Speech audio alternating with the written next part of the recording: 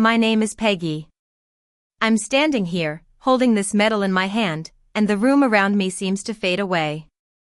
The citation mentioned leadership, trust, service, and commitment, words my family has never used to describe me.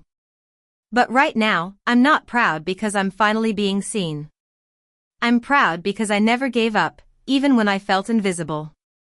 Let me take you back to where it all began. I grew up in a big, bustling family. My father, Mr. Thompson, is a successful businessman. He's always been all about boldness and confidence. He respects those who can assert themselves and demand their place in the world. My mother, Mrs. Thompson, is a socialite. She loves being in the spotlight and having a good time. And then there's my sister, Lily. She's 22 years old, vibrant and full of life. She's not afraid to speak her mind, and she's always sharing her plans, her dreams, and her adventures with the family. Everyone listens to her, hanging on to her every word. I, on the other hand, have always been the quiet one. I'm 25, and I've never been one to announce every step I take. In our family, my silence was often mistaken for insignificance. I learned early on that if you don't make a lot of noise, you become part of the background. So, I became really good at being invisible. I chose a life that required a lot of discipline, structure, and sacrifice. I work in a high-pressure environment, where I have to wake up before dawn every day. Mistakes are not forgiven easily, and the pressure doesn't care about my feelings. I never talked much about my work at home. Some things were just too hard to explain, and others didn't seem worth the effort. Whenever my family asked what I did, I kept it simple. That simplicity became the story they believed about me. They thought I was just an ordinary person, easily replaceable, someone of no real importance. One quiet afternoon, an official invitation arrived. I picked it up and read it slowly, then read it again, letting the words sink in.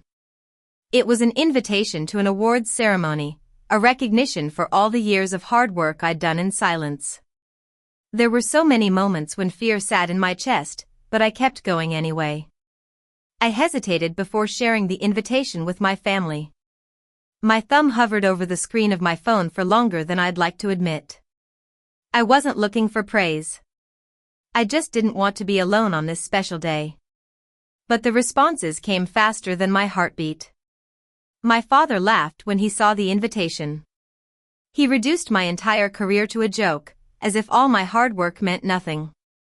Lily said they were busy and already had other plans. My mother just gave a single tap on her phone, a non-committal response that said everything and nothing at the same time. I stared at the screen, feeling that familiar tightening in my chest. I typed, "That's fine."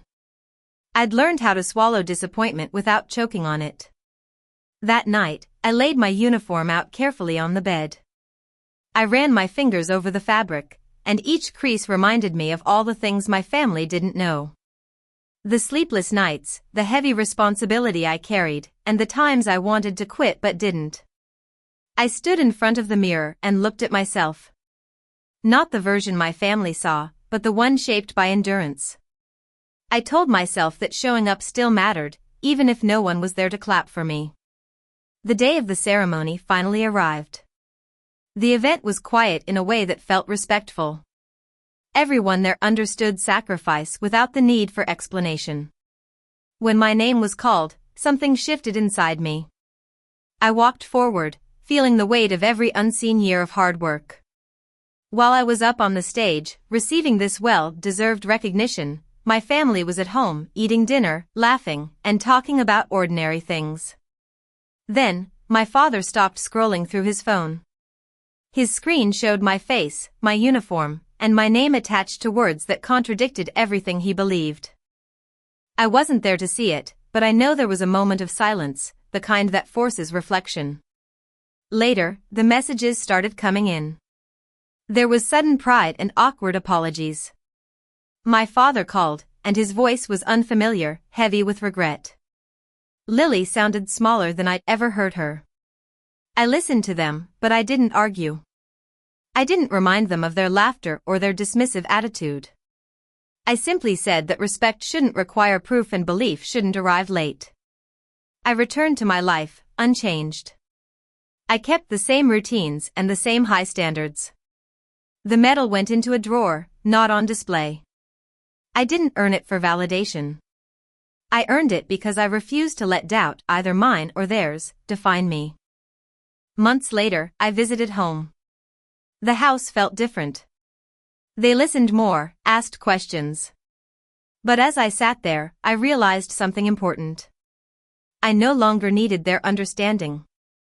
I had built something solid on my own, without their approval. Their approval used to feel like oxygen to me, but now it was just air. I left that visit lighter than when I arrived. It wasn't because everything was fixed, but because I finally understood that my worth had never depended on them. I had been enough long before they noticed. And that was the quiet victory they could never take away from me.